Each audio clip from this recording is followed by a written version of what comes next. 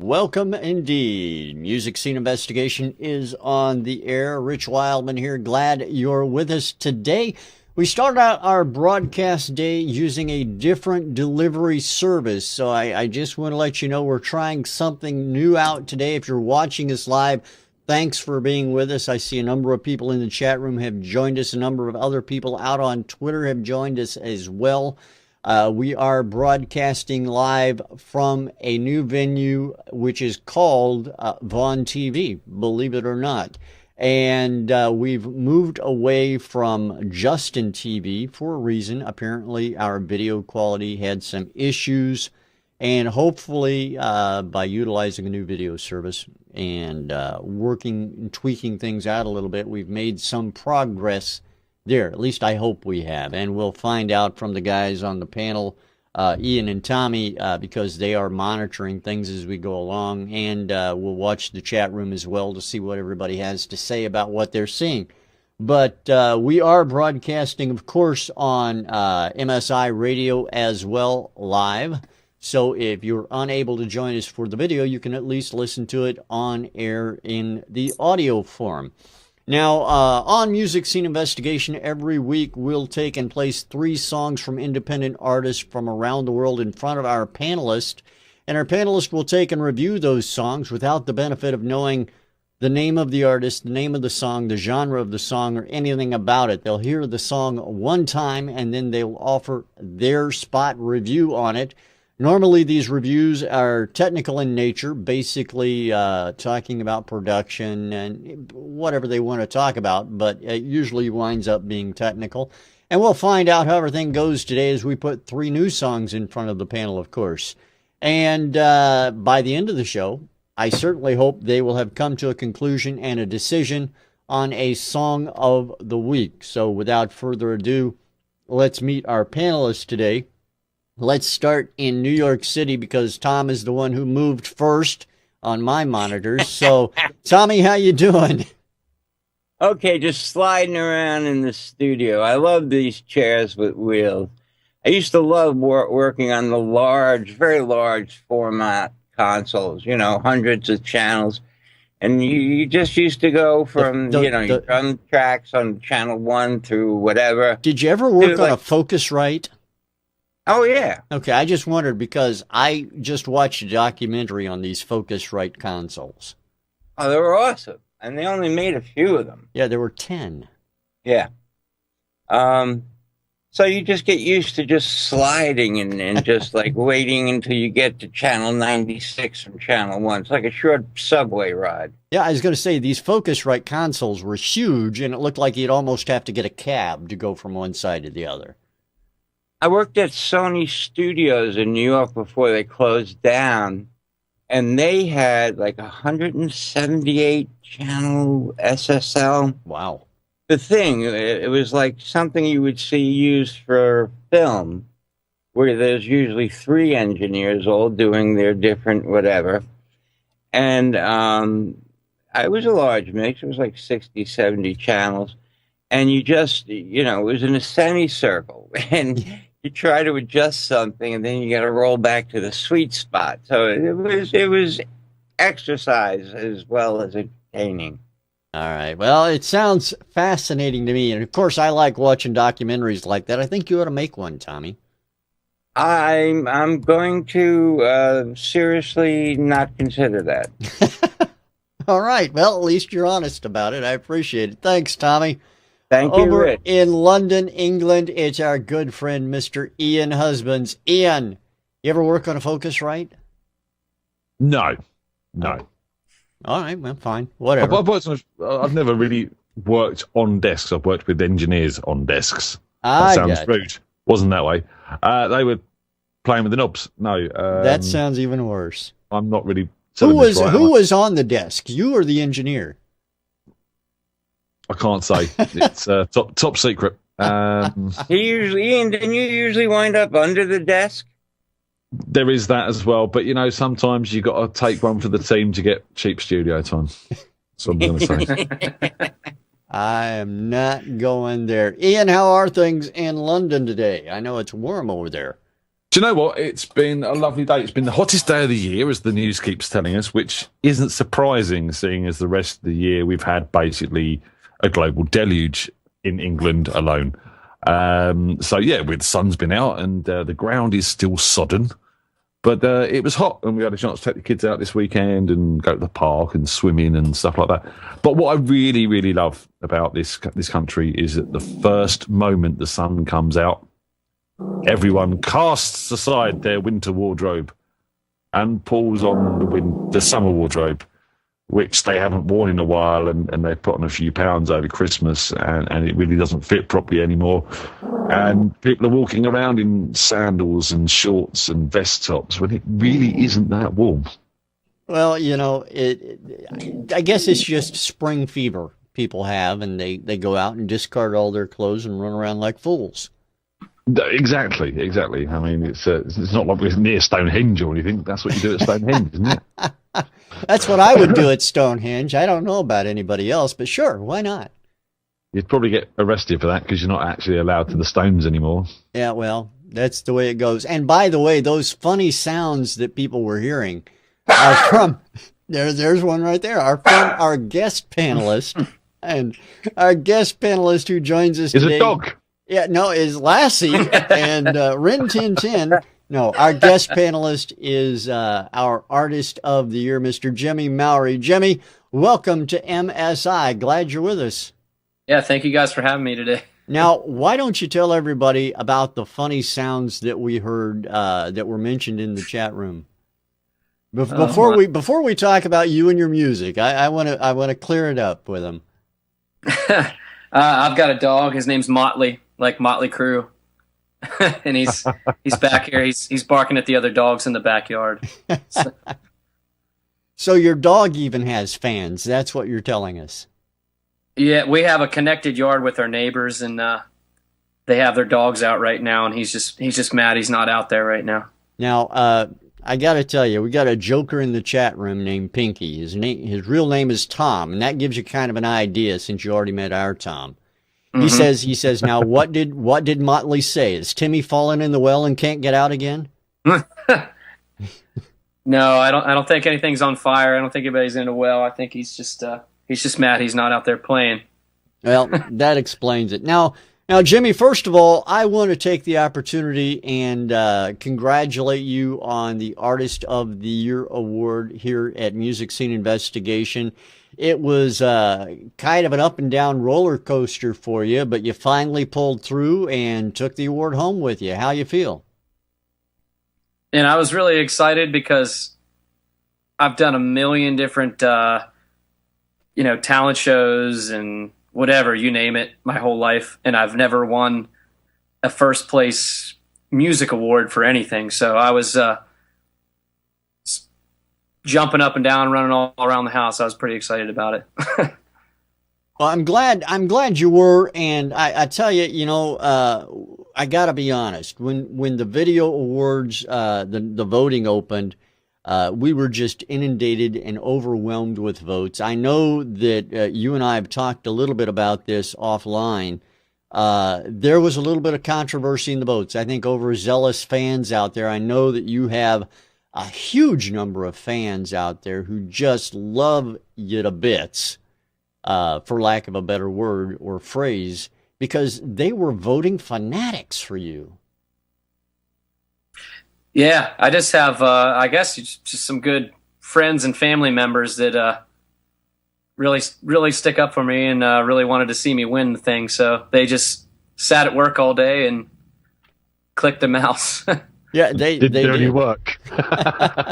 They did the dirty work, yeah. They did click the mouse, that's for sure. We had, I think between yourself and the second runner-up in votes, the second place person, over, I think, almost 100,000 votes between you guys. Yeah, by the end there. I couldn't believe that everybody just sat there for so long doing that. Yeah, it was pretty amazing. Now, I do want to ask you, first of all, you're on the East Coast. down in the Myrtle Beach area, beautiful area of the country. I just love the area. I was in that area not too long ago, and you play out live a lot. What is the scene like in Myrtle Beach for you?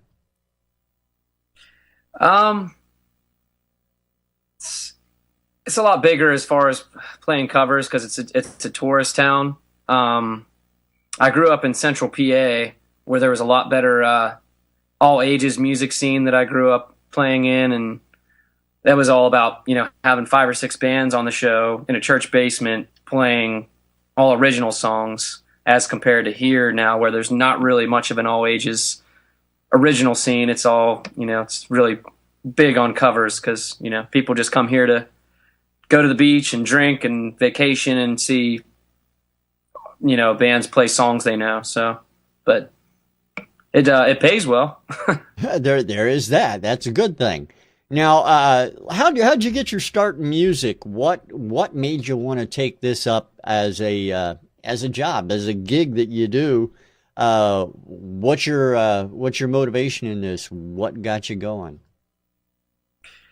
I guess when I was a little kid, I heard a lot of stories about my dad was a lead singer growing up, and then when he passed away whenever I was 11 years old, and then from that moment on, I got my first guitar on my 13th birthday and started playing in bands, and that's been my goal ever since, was to kind of finish out the story, you know. That's very cool. Now, you're a musician. The song that you had on the hit list and that eventually, obviously, won you the Artist of the Year was a great song.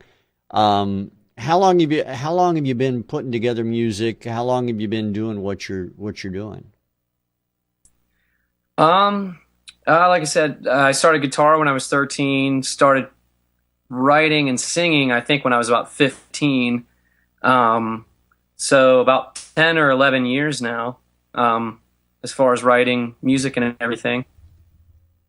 And would you say that this is a full-time gig for you? Is it something that you do full-time? Do you keep another job or not? I mean, I know that most indie artists out in the world today do, you know, work 2 jobs. One is a musician, the other one is something else during the day or night. Yeah, actually, up until about a couple weeks ago, I haven't had a second job since probably 2009 or so. I've played music just full time, but I actually just started a second job during the day just for some extra money. It's called Mad Science. I actually go in elementary schools and teach like an after-school program kind of thing where we just learn about science stuff. Now, is this that program that I've heard of where they go in and do all these crazy things with chemicals and whatnot, where they show kids, let me see if I can think, they fill up a glove with this foam and stuff like that just for fun, and basically fun science projects and stuff like that? Yeah, I think that's pretty much what it is. Like my project for this past week was just showing kids that oil floated on top of water, and I think this coming week I'm going to teach about dinosaurs. It's a very cool thing. It's got to be kind of rewarding, not only to do something like that, but to see the reaction of the kids and as they learn something new, perhaps. But the thing is, from the way I see this, a musician doing crazy things with chemicals is nothing new.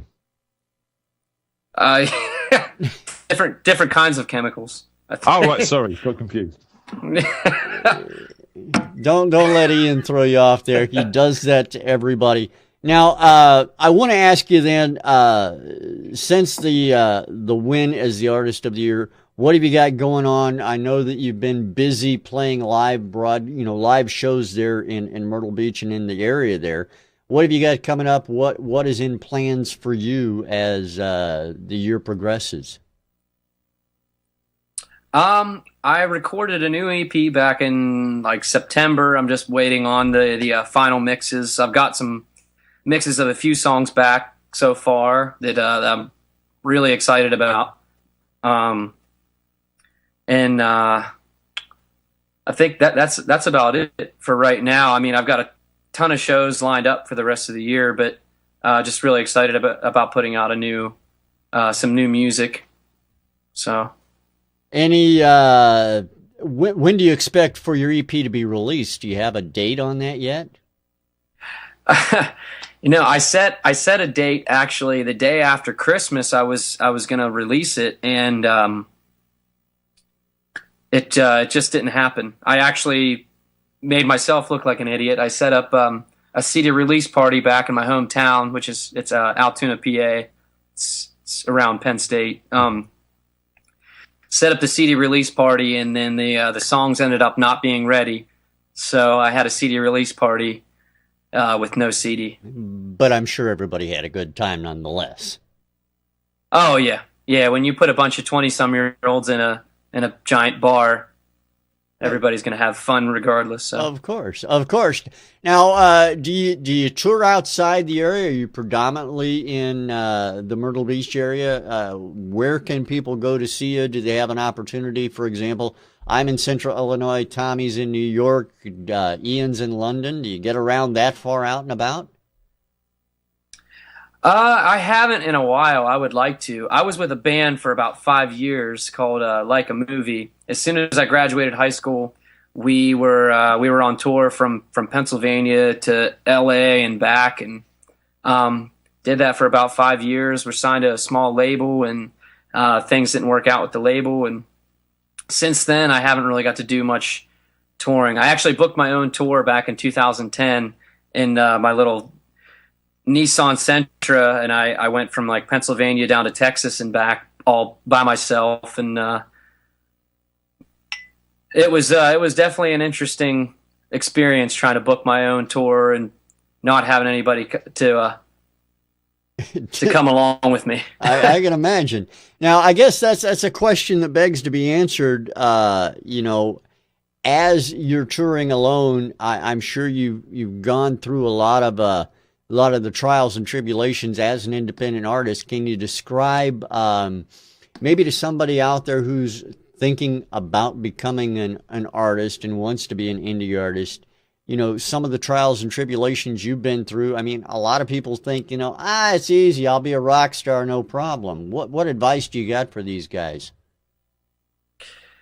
I would say the biggest word that you need to know out of anything in your vocabulary is patience, because I graduated in 2005. Like I said, the band immediately, we started booking our own tours. We had fundraisers. We did car washes, things to raise enough money to go record a real EP. Sent out a ton of press kits. Got signed to a small indie label, and then we demoed almost 40 songs to release a full length, and then we pretty much got put on the shelf by this label, and got stuck there for about a year and a half, and we were all basically sick of living in our mom's houses and wanted to kind of do our own thing, and so we had no other choice but to break up the band, and I've since tried to do everything solo, and I've also sent out a bunch of press kits. I've recorded my own EP, which I saved up the money for myself, and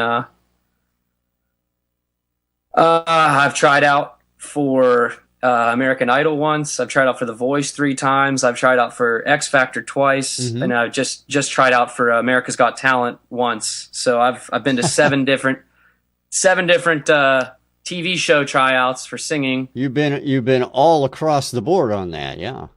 I have, I've been trying every single avenue, and I also play in a modern country cover band in the area here too. Oh wow.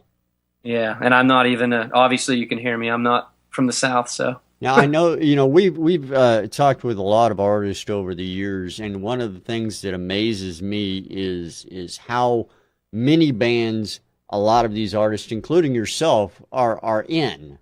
you know, not only do they do their own thing, they're in this cover band or this other band, or they play as a, you know, studio musician and so forth and so on. Is that just, you know, the drive in you? Do you have to keep yourself that busy? What is it about that makes you want to do that? Yeah, I just feel like if the chances are, I up my chances if I just, you know, try every single avenue possible. I mean, I've worked with different hip hop artists. They'll send me a beat and I'll write a hook for it. I actually just recently got try to start working with a EDM artist. I've never messed with anything as far as that, but I'm trying to work with writing an EDM song with this guy, and so I'm trying out a little bit of everything. Yep. Now I'm gonna sound really stupid here. What's EDM? Electronic dance music. Right. Cool. Thank you. All the dubstep and all that stuff that's really popular right now. You know. Yeah. Ian, you're really old. Hello, I don't do these street abbreviations. It's OTT for me. All right. I don't even want to go there. I know I have something new for Jimmy to try out today, and I'm sure he wants to give his best shot at it, at being a panelist on Music Scene Investigation. So, Jimmy, are you ready to give that a shot today? I'm up for anything. All right. Well, I'll tell you what. Let's give it a shot. Let's try and listen to some of the music we have on today's Music Scene Investigation. We're going to start out today, as always, everybody. We're going to take a listen to song number 1 right on today's Music Scene Investigation. Here it is, everyone. Enjoy. Go ahead and play it on the panel for you guys. Song number 1.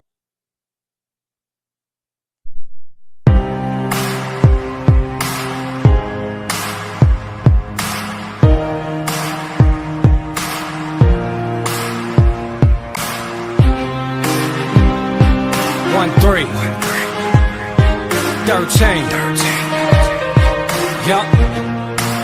Remember me? Yo, it's 13, growing up in Buffalo, raised in the Bronx, born with the Wolves, raised with the Dogs, moved out at 4 months, cause I had no choice, young little Puerto Rican brother with no voice, I got taken from my mom's cause she got a bunch of problems, I got a bunch of problems too. Everybody talks behind my backs and they talk a lot of smack. Everybody staring at me, off you. 5th grade was the bomb.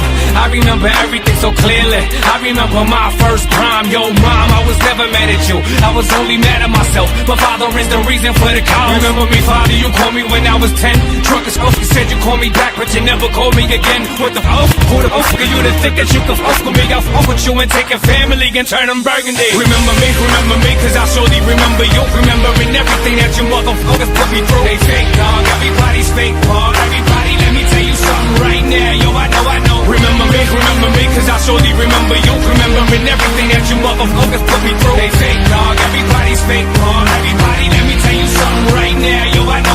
I migrated from the Bronx all the way to Westchester, all the way to Pleasantville. Dog, I'ma keep it real, wrong move, cause every fucking little thing I did, police officer harassing me cause I'm a spirit. And I was homeless, yes brother, living in my whip. And I was happy as a motherfucker living in my grave. I moved in with a couple of people, oh yes I did. Even 2 of them let me lay my head where they live.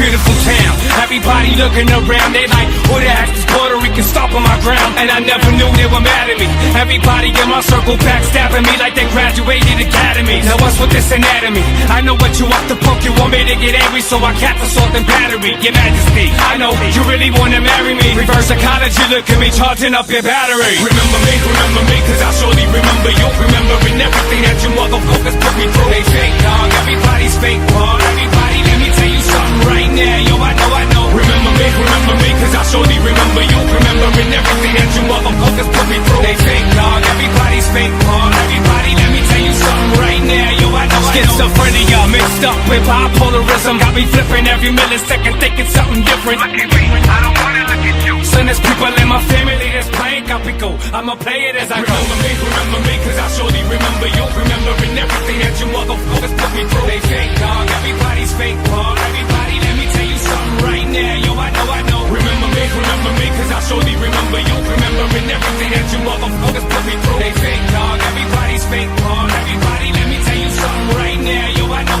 Remember me, cause I surely remember you. fake part. I know.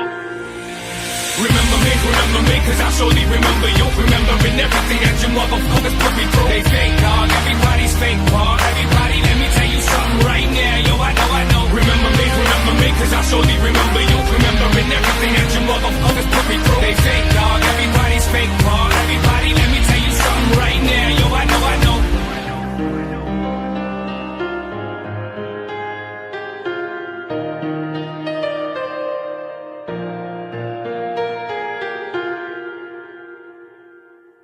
There you have it.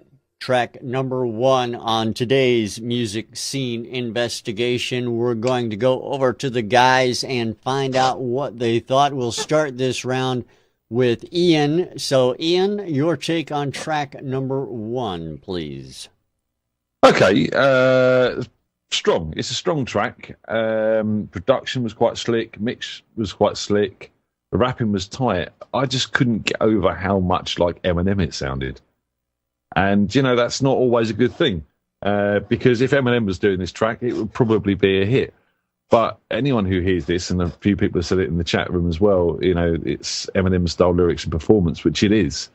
And personally, I would have liked to hear a bit more of originality in that, because it does sound like someone's just covered or reworked an Eminem track. Don't get me wrong, there's some really nice instrumentation going on underneath that vocal. And I think the lyrics were really, really strong. I just feel the connection to Eminem was far too much. You know, if you're an original artist, be original. Do something new.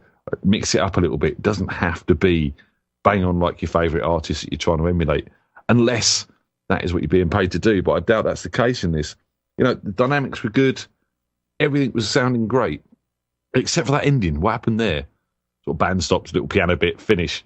Again, would have liked to have heard more of a structured ending instead of just dropping out into that piano part. But otherwise, yeah, I mean, it's as a standalone song. If I'd never heard Eminem before, I would have thought this was a very well produced, very well performed track. Good songwriting, good lyrics, and yeah, just get some more originality in there.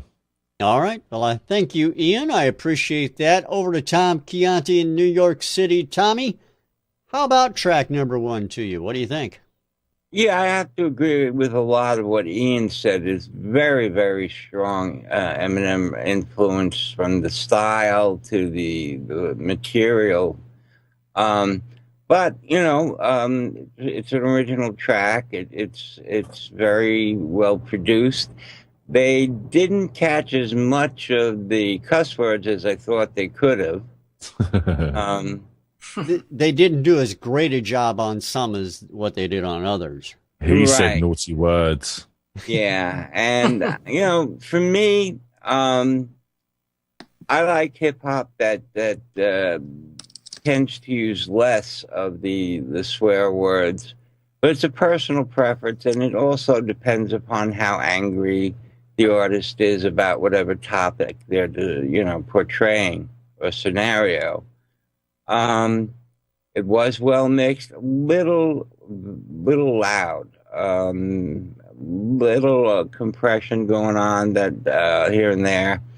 But I mean, I think that, like Ian said, it's going to be a drawback for this artist that it does sound so much like Eminem, unless he comes across a small indie label in Europe or someplace that really wants, an alternative Eminem style track, and then they'll put this out. So there's definitely a place for it. Great vocal performances. Everything was tight. The ending was a little off-putting, but it didn't bother me much. Again, the only concern was, how much like another artist it sounded, and Ian is absolutely correct. If you're going to be an independent artist writing original material, try to be as original as you can. It's okay to cop a style or a feel, but I think Bruno Mars had written a song that was very much like Sting. And his comment was, "So shoot me, I wrote a Sting song. I think that's great." So, yeah, if you take that attitude, this is all fine and good. All right. Well, I appreciate those thoughts, Tommy. Thank you very much. Over to the Artist of the Year, Mr. Jimmy Mowery. Let's find out what he thinks. Jimmy, what do you think of track number 1? I like it, man. I'm not a real big hip hop fan as far as all the Money's in Cars kind of songs.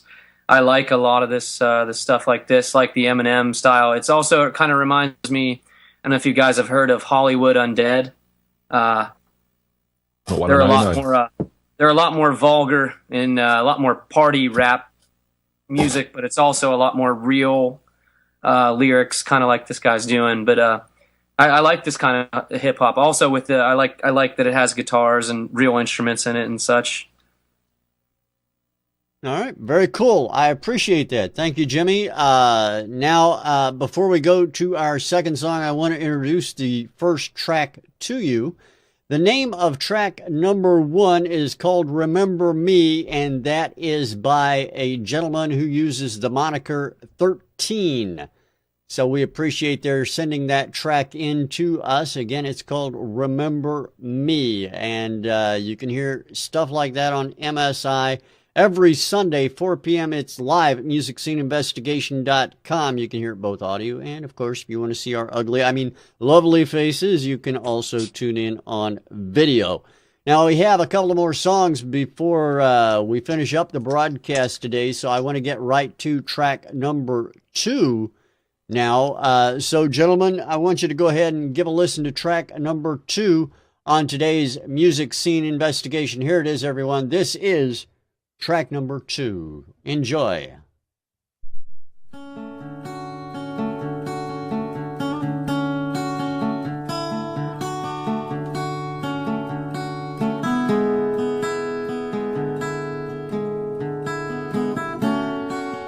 I was on top,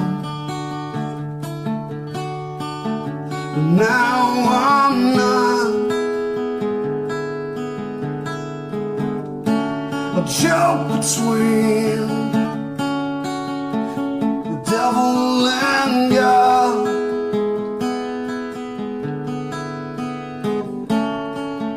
There's no more fight left in me to see. My glass is finished, the bottle's empty.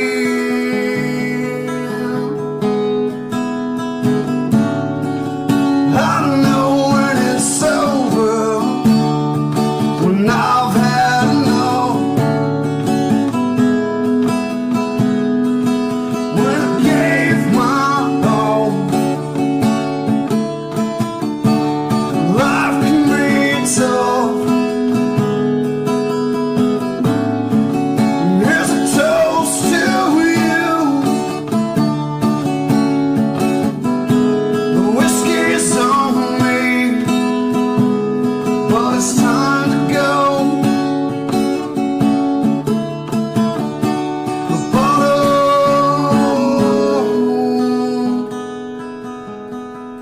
is empty.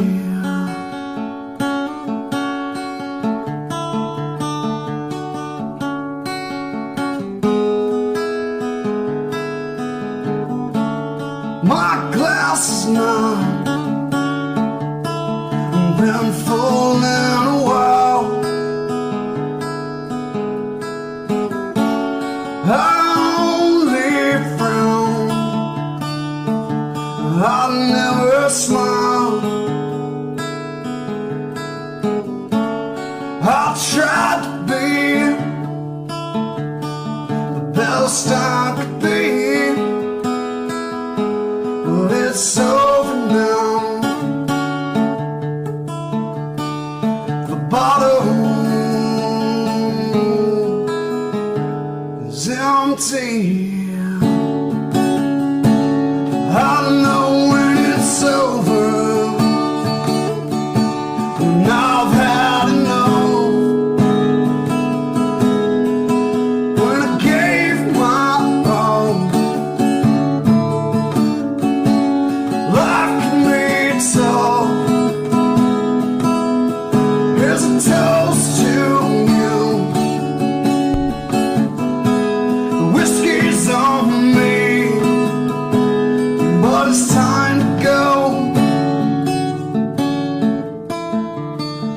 bottle is empty.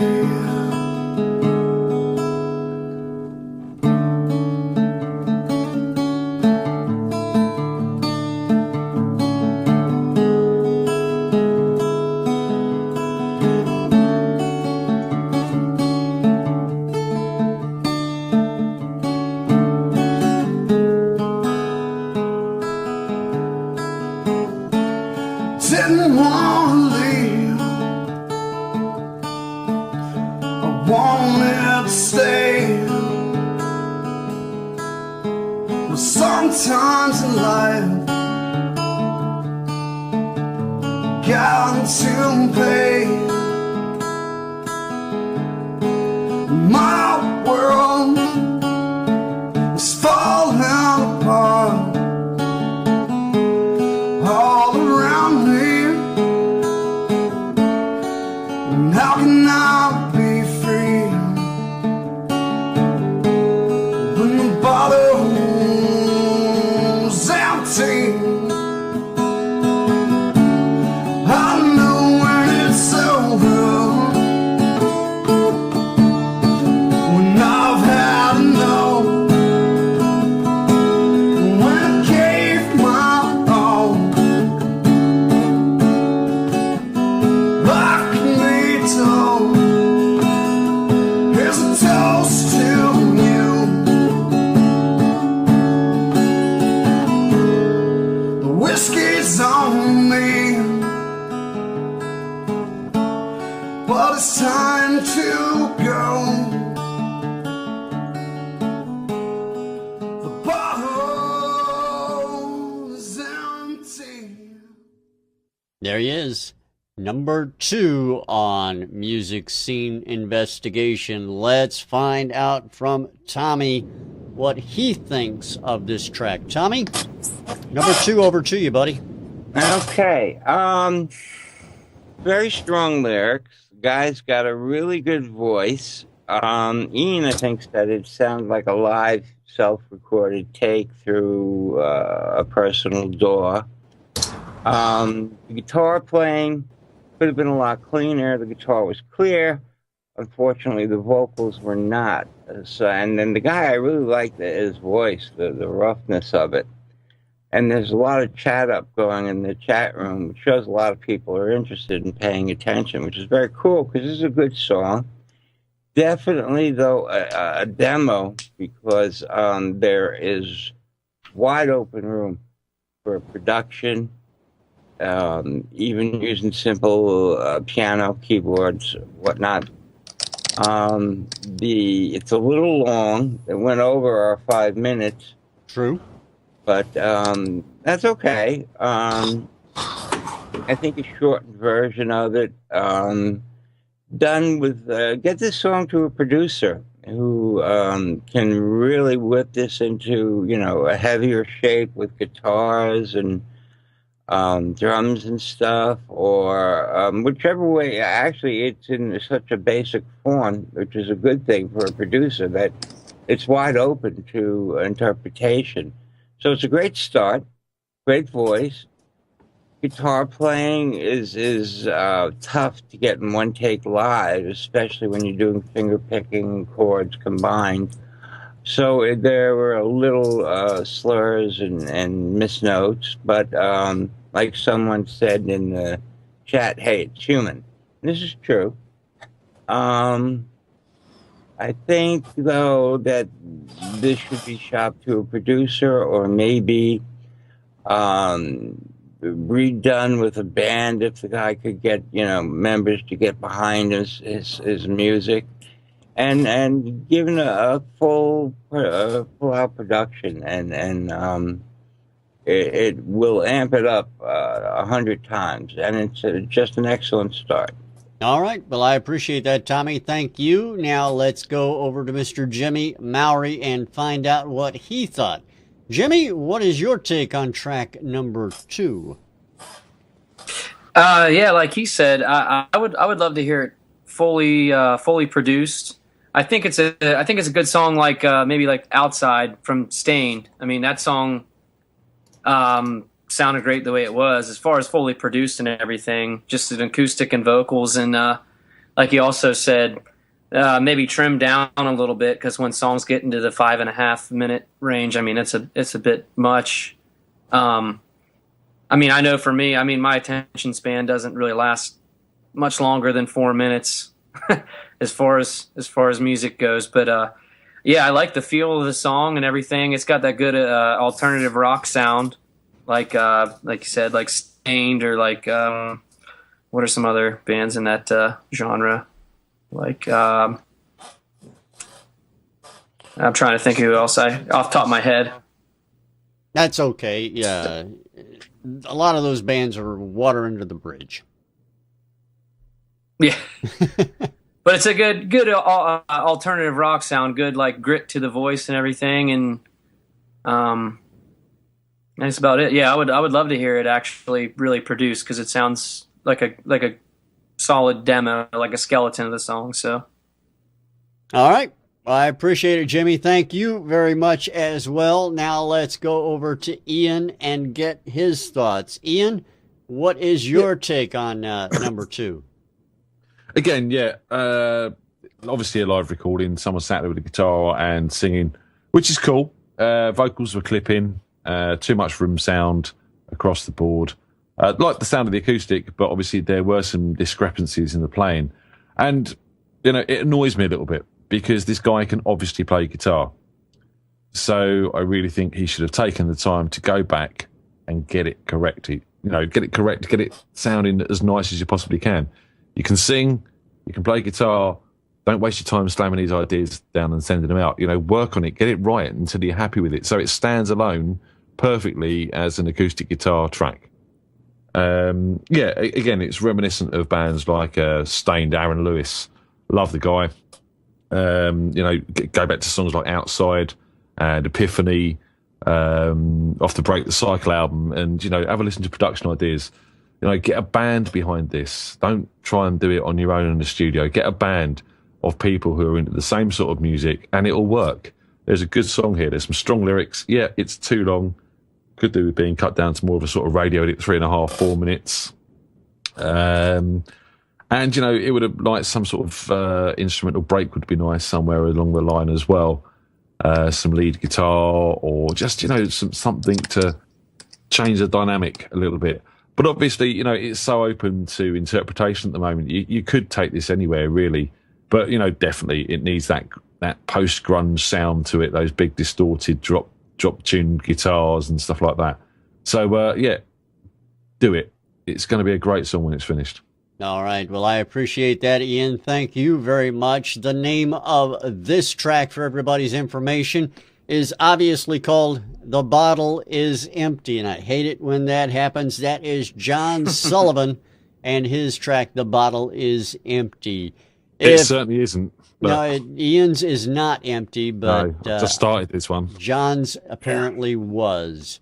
Now, if you're an indie artist out there in the crowded, awkward, and sometimes incoherent world of social media, you need to find somebody who helps. And I'll tell you, get on the bus, ride with the Indie Music Bus at indiemusicbus.com. Walter and the crew over there will help you by helping to promote you on the bus. That's what the Indie Music Bus is all about, promoting indie artists anywhere, anytime, actually 24/7. That's what they do. So make sure you go ride on the bus with Walter and the crew at indiemusicbus.com.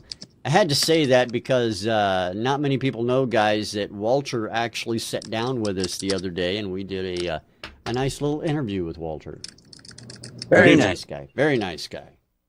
Top man. All right, gentlemen, if you're ready for it, I've got one more song for you as we wrap up today's show. We've got the third song, and then we'll let you guys select a song of the week. But here it is right now. This is song number 3 on today's Music Scene Investigation. Everybody enjoy this.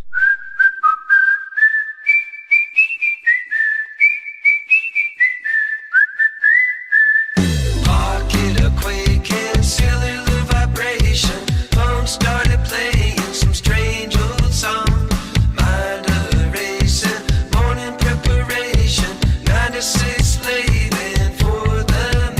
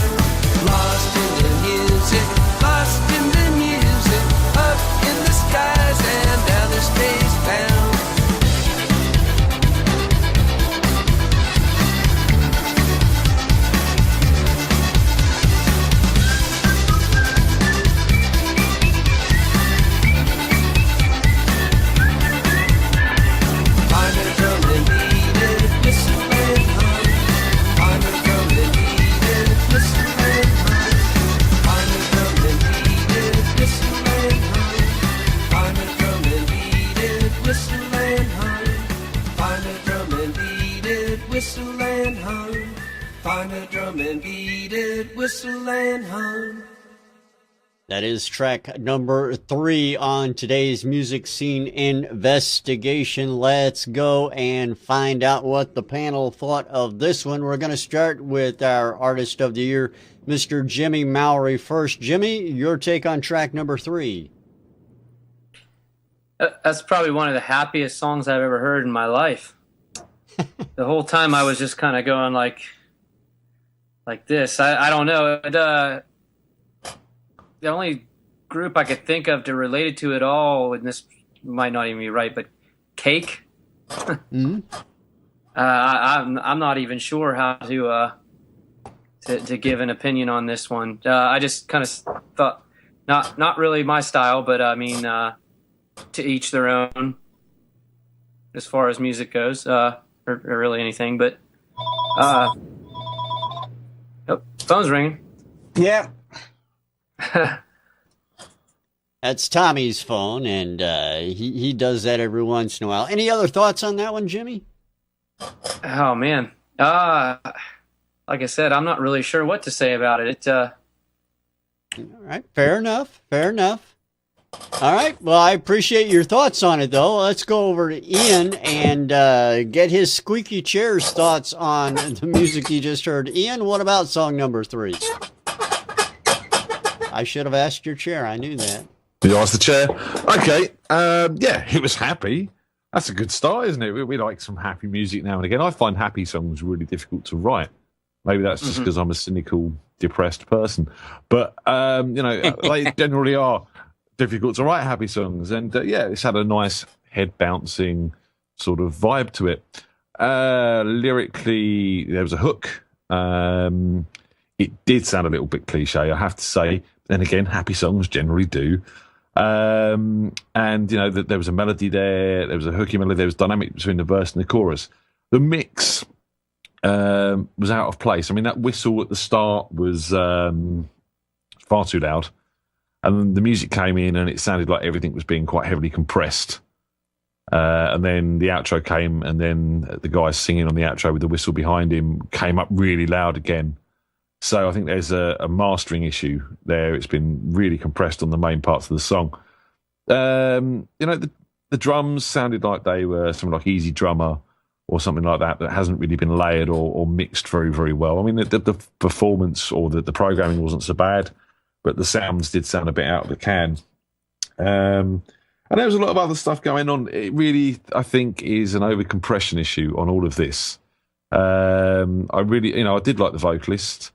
Could be a bit tighter to the track, I felt, on his performance. A little bit lazy in places. But, again, it's where are you coming from with this track? And sometimes a little bit of sloppiness on a happy track like this kind of works. But in saying that, with the way the rest of the instrumentation was quite tight, and obviously a lot of MIDI going on behind there was also tight, it did make that vocal stand out as being a tad sloppy. Again, it's not really my cup of tea. I probably wouldn't put this on and dance around my living room, but I'm sure a lot of people would. So I think really to start with, this needs going back and having a good, long, hard look at the mix and getting them issues ironed out. And then, you might have a quite a decent song.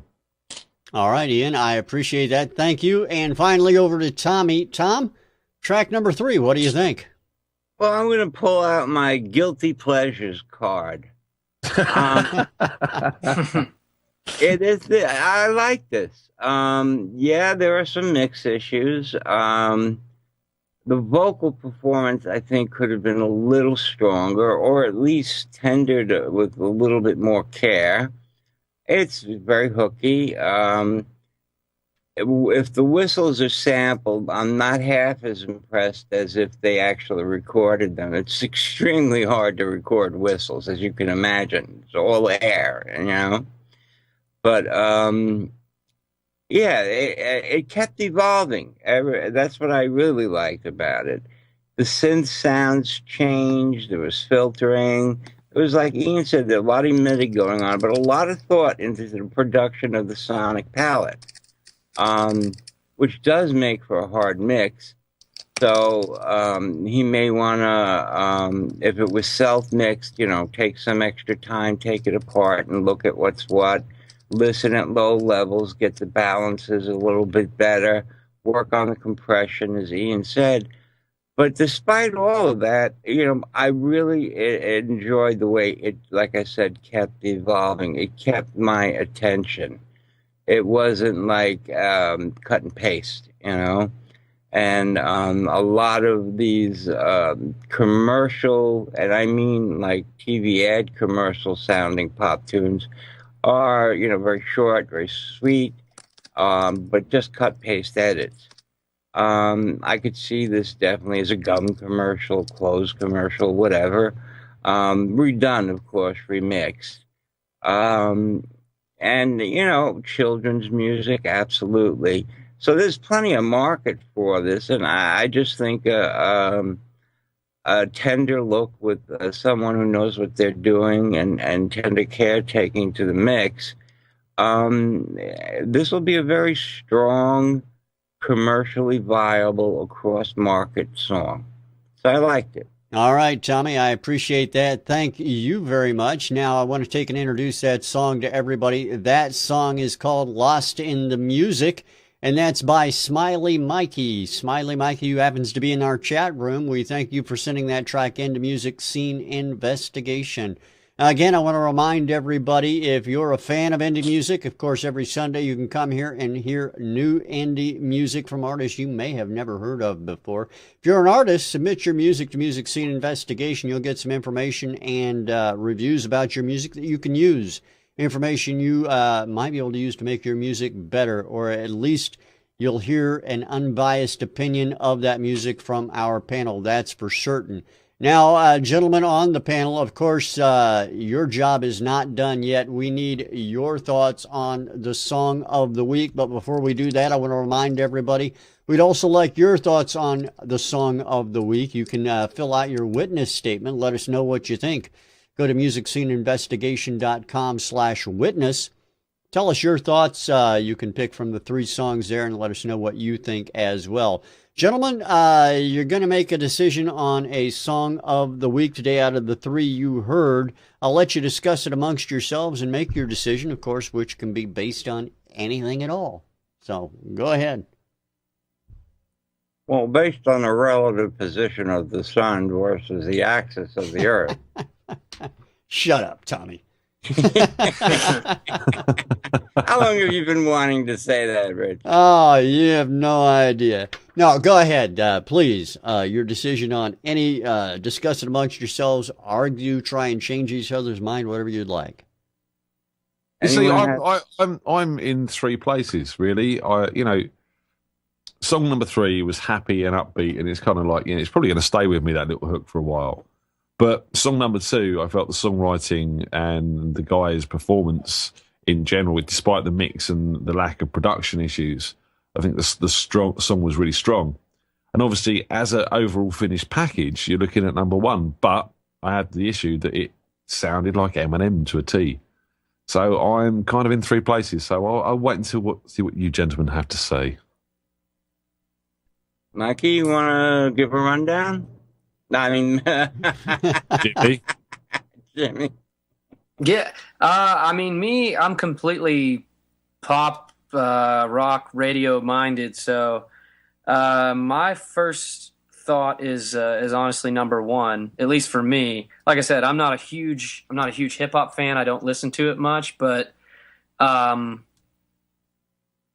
don't know if that's the best way to base songs. But number 1, I think I could hear on the radio before the other 2. I don't know if that's a good way to judge the songs by or not, but I would probably listen to that on my iPod before the other 2, All right. Tommy, Ian? Tommy? I see where Ian's in 3 different places, and I can understand what Jimmy was talking about as far as finished product, but and coming at it from the way you did, Jimmy, is a perfectly good way to look at it. A presentation is our main goal, and with any song. But like I said, I'm pulling my guilty pleasure card out. And I'm going to go at number 3, especially reinforced at the fact that Ian said that the hook was going to stay with him for a while. Yeah, I defy anybody to get that hook out of your head. And that's what makes a good song. And there are mix issues with number 1 and production issues with number 2 and mix issues with number 3. But as far as what I'd like to hear most that would catch my attention as I drove down the road would be number 3.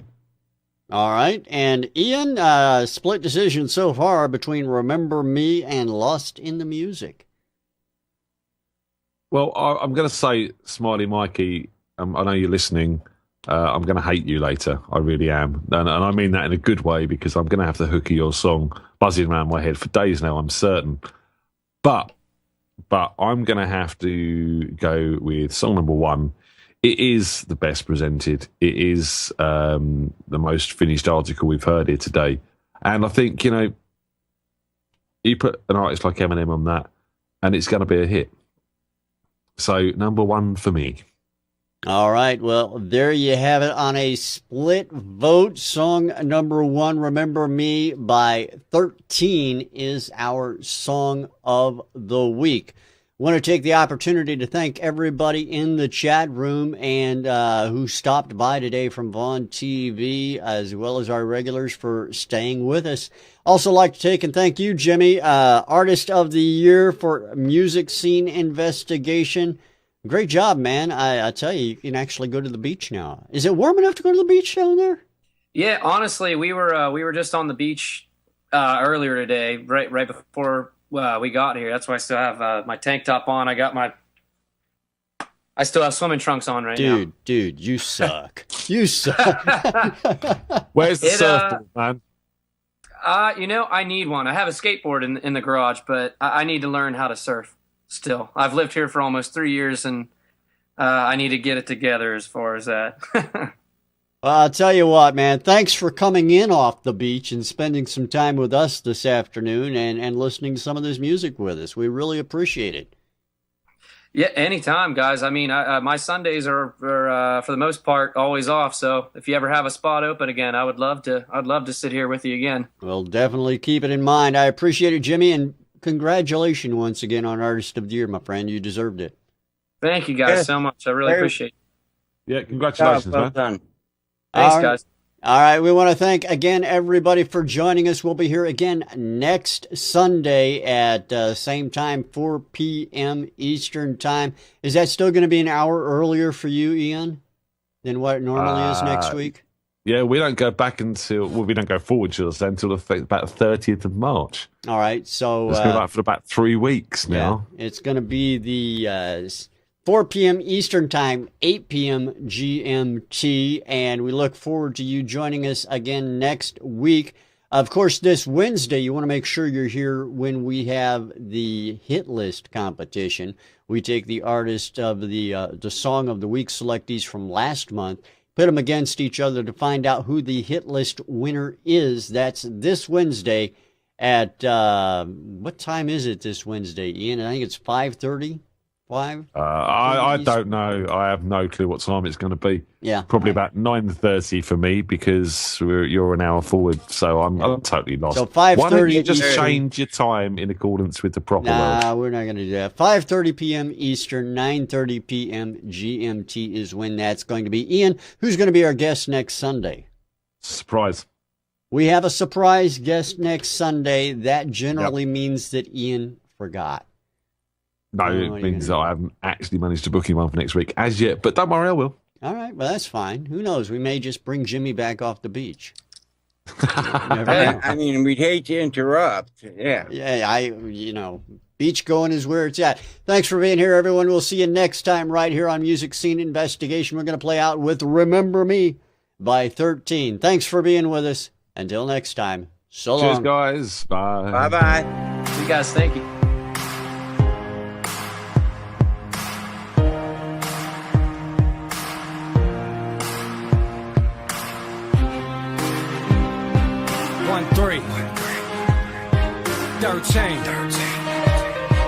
Yup. Remember me? Yo, it's 13, born up in Buffalo. Raised in the Bronx, born with the wolves, raised with the dogs. Moved out at 4 months, cause I had no choice. Young little Puerto Rican brother with no voice. I got taken from my mom's cause she got a bunch of problems. I got a bunch of problems too. Everybody talks behind my backs and they talk a lot of smack. Everybody staring at me, both of you. 5th grade was the bomb. I remember everything so clearly. I remember my first prime. Yo, mom, I was never mad at you. I was only mad at myself. My father is the reason for the cause. Remember me, father, you called me when I was 10. Drunk as fuck, you said you called me back, but you never called me again. What the fuck? Who the fuck are you to think that you can fuck with me? I'll fuck with you and take your family and turn them burgundy. Remember me, cause I surely remember you. Remembering everything that you motherfuckers put me through. They fake, dog, everybody's fake, dog. Everybody, let me tell you something right now. Yo, I know. Remember me, cause I surely remember you. Remembering everything that you motherfuckers put me through. They fake, dog, everybody's fake, dog. Everybody, let me tell you something right now. Yo, I know. I migrated from the Bronx all the way to Westchester, all the way to Pleasantville. Dog, I'ma keep it real, raw move, cause every fucking little thing I did. Police officer harassing me cause I'm a spit. And I was homeless, yes brother, living in my whip. And I was happy as a motherfucker living in my grave. I moved in with a couple of people, oh yes I did. Even 2 of them, let me lay my head where they live. Beautiful town, everybody looking around. They like, who the heck is Puerto Rican stomping my ground? And I never knew they were mad at me.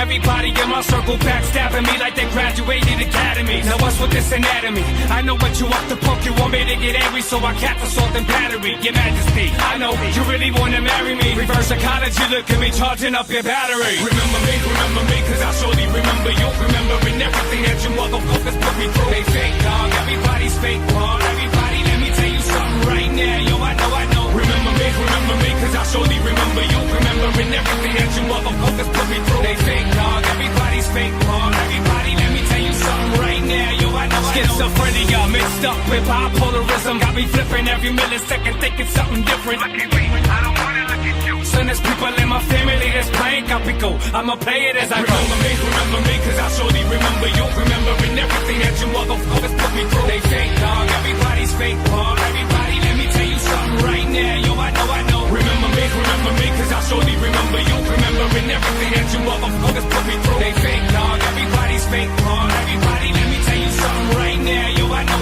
Remember me, cause I surely remember you. They fake, dog, everybody's fake, dog. Yo, I know. Remember me, cause I surely remember you. Remembering everything that you motherfuckers put me through. They fake, dog, everybody's fake, dog. Everybody, let me tell you something right now. Yo, I know. Remember me,